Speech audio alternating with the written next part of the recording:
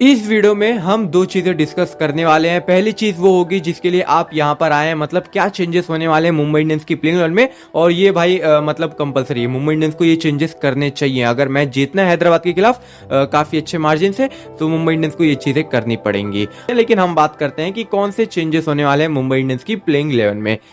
सबसे पहली चीज की मुंबई इंडियंस अगर चेंजेस कर रही है तो किसी ना किसी को तो बाहर निकालेगी, तो वो प्लेयर है क्रिस जॉर्डन।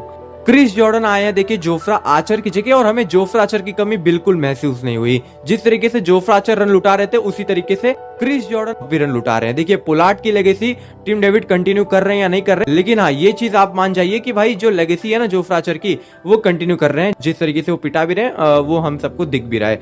लेकिन मेरे को ये झंझट मांगता ही नहीं है, मेरे को चाहिए कि मुंबई इंडियंस उनको टीम से निकाले। अब देखिए वो काफी अच्छे डेथ ओवर स्पेशलिस्ट माने जाते हैं, लेकिन वो कहने की बात है। ऑलमोस्ट 10 में से 9 बार वो पिटते ही नजर आए हैं। तो मैं चाहता हूं कि मुंबई इंडियंस उनको निकाले। मुंबई इंडियंस के पास और भी अच्छे विकल्प हैं, लेकिन जो सबसे पहला नाम मेरे मन में आता है वो है रायल मेरिडिट का। अब आपको पता है या नहीं पता है, लेकिन रायल मेरिडिट इंजर्ड है और हो सकता है कि शायद वो हैदराबाद के सामने खेले। अभी तक ऑफिशियली कोई बयान नहीं आया है, लेकिन हो सकता है कि रायल मेरिडिट खेले। लेकिन अगर रायल मेरिडिट नहीं खेलते तो भी मुंबई इंडियंस को बेनिफिट है, और एक नहीं मतलब दो बेनिफिट है। अब कैसे वो मैं आपको बताता हूँ।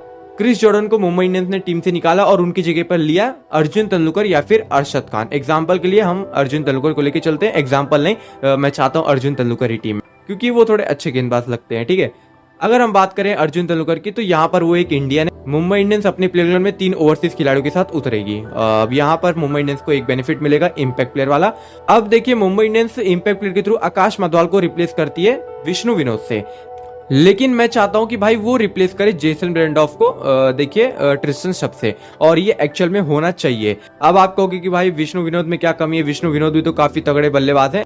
लेकिन देखो मैं किसी युवा प्लेयर की काबिलियत पे शक नहीं करता। विष्णु विनोद आगे जाके मुंबई इंडियंस की लेगेसी संभाल सकते हैं, ये उनके अंदर काबिलियत है। और उन्होंने जिस तरीके से मोहम्मद शमी को एक 6 मारा था वो तो भाई काफी तगड़ा था, मेरे को अभी भी याद आता है। लेकिन ट्रिस्टन शप उनसे इसलिए थोड़े ज्यादा बेटर है क्योंकि भाई उनके पास थोड़ा लिटिल बिट एक्सपीरियंस ज्यादा है उनसे। ऊपर से ट्रिस्टन शप का जो काम है वो डेथ ओवर में बल्लेबाजी करना ही है। अब आप लोग कहेंगे कि भाई ट्रिस्टन शप को बहुत सारे मौके मिले हैं, भाई उनको सिर्फ 4 से 5 मौके मिले हैं। और ऊपर से अगर हम पिछले मैच की बात करें जब उन्होंने सीएसके के सामने खेला था, तब भाई उन्हें चप्पॉक जैसे स्टंप में मतलब मौका दे दिया गया था। देखिए ये चीज मैं मानता हूं कि अगर किसी खिलाड़ी को अपना नाम बनाना है तो भाई वो मुश्किल वक्त में खेलना जरूरी है। जैसे कि नेहाल वगैरह ने चेन्नई के सामने खेला और फिर मौका उनको मिल रहा है, कंटिन्यू कर रहे हैं, वो अच्छा खेल भी रहे।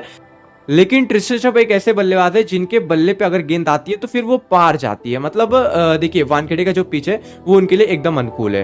उनको बैक टू बैक मौके नहीं मिले, अगर बैक टू बैक मौके मिलते हैं तो शायद कोई भी खिलाड़ी अच्छा कर सकता है। लेकिन वही बात है ना कि मतलब कंसिस्टेंसी नहीं रही है, मतलब उनको मौका मिल भी कैसे पाएगा क्योंकि मुंबई के पास ऑलरेडी 4 ओवरसीज है ना। लेकिन यहाँ पर एक अच्छा मौका है कि भाई क्रिस जॉर्डन की जगह पे अर्जुन तेंदुलकर को लाया जाए और फिर ट्रिस्टन स्टब्स को एज एन इम्पैक्ट प्लेयर लेके आया जाए, और ये मुंबई इंडियंस करेगी तो मुंबई इंडियंस की बल्लेबाजी में काफी ज्यादा डेप्थ रहेगी। अब आप लोग सोचेंगे कि मुंबई इंडियंस चलिए बल्लेबाजी में तो डेप्थ लेके आ जाएगी, लेकिन उनकी गेंदबाजी का क्या। देखो गेंदबाजी में कोई ज्यादा चेंजेस नहीं होंगे। क्रिस जॉर्डन की जगह पे अर्जुन तेंदुलकर आए हैं तो 6 गेंदबाज हमारे पास ऑलरेडी हैं, इंक्लूडिंग कैमरॉन ग्रीन। अब आप कहोगे कि भाई क्रिस जॉर्डन तो डेथ ओवर में भी गेंदबाजी कर रहे थे, लेकिन क्या अर्जुन तेंदुलकर कर पाएंगे। तो मैं आपको बता दूं भाई क्रिस जॉर्डन के डेथ ओवर में गेंदबाजी करने का फायदा क्या है। लखनऊ के सामने आपने देखा कि भाई मार्कस स्टोइनिस से उन्होंने 1 ओवर में 24 रन खाए, और उसके बाद मार्कस स्टोइनिस को मोमेंटम मिल गया और मुंबई इंडियंस एलएसजी को 160-165 पे रोक सकती थी, उस आंकड़े को ऑलमोस्ट 175 के पार पहुंचा दिया सिर्फ और सिर्फ क्रिस जॉर्डन से। पूरे मैच की हार एक खिलाड़ी पे हम नहीं थोप सकते, लेकिन कहीं ना कहीं जो मोमेंटम की बात है ना वो देखिए कहीं ना कहीं क्रिस जॉर्डन ने लूज किया। और ऊपर से लखनऊ की पिच पे मतलब 1 ओवर में 24 रन खाना ये मतलब अपने आप में बहुत बड़ी बात हो जाती है। ठीक है, और कौन सा गेंदबाज मतलब इतना खतरनाक पिटता है। देखिए मेरा जो मानना है कि हर मीडियम पेसर भुवनेश्वर कुमार नहीं होता है, और Chris Jordan death over specialist है, वो कहाँ के भी हो मेरे को फर्क नहीं पड़ता। लेकिन मुंबई इंडियंस को अब चेंजेस करने पड़ेंगे।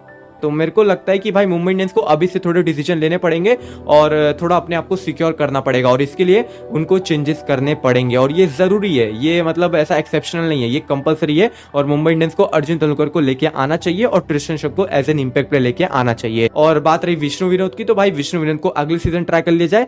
लेकिन आप में से बहुत सारे लोगों के मन में ये चल रहा है कि भाई इतना सारे चीजें आपने बोल दी, तिलक वर्मा के ऊपर कुछ बताया नहीं। तो भाई देखो तिलक वर्मा हो सकता है कि देखो हैदराबाद के सामने तो शायद थोड़ा मुश्किल है, लेकिन प्लेऑफ में शायद वो अवेलेबल हो जाए, तो वो एक अच्छी खबर होगी मुंबई इंडियंस के लिए। लेकिन अभी फिलहाल के लिए जब तक तिलक वर्मा नहीं आते तब तक भाई मुंबई इंडियंस को जो मैंने बताया भाई उसके साथ अगर मुंबई इंडियंस चलेगी तो थोड़ा ज्यादा कंफर्ट जोन में रहेगी कंपेरेटिवली जो अभी मुंबई इंडियंस कर रही है उसके।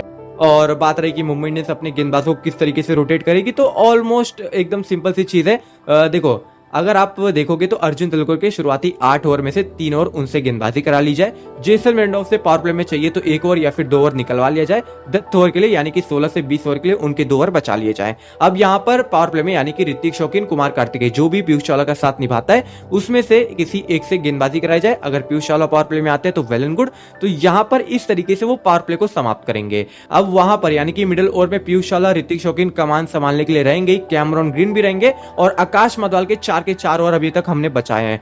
तो जो 6 से 15 ओवर का फेज होगा वहां पर आकाश मदवाल के 2 ओवर, उसके बाद कैमरॉन ग्रीन के 2 ओवर आप मान के चल सकते हैं, या फिर 16 से 20 ओवर के बीच में भी कैमरॉन ग्रीन को उपयोग किया जा सकता है। तो यहाँ पर ओवरऑल मुंबई इंडियंस के पास एक्चुअल में काफी सारे विकल्प होंगे और मुंबई इंडियंस अगर ऐसे चलती है तो मुझे लगता है कि भाई क्रिस जॉर्डन की कमी वैसे भी महसूस तो होने वाली है नहीं, लेकिन एक्चुअल में नहीं होगी और डेथ ओवर्स में भी नहीं होगी, क्योंकि आकाश मदवाल काफी अच्छे गेंदबाज निकलकर सामने आए, खास करके डेथ ओवर्स में।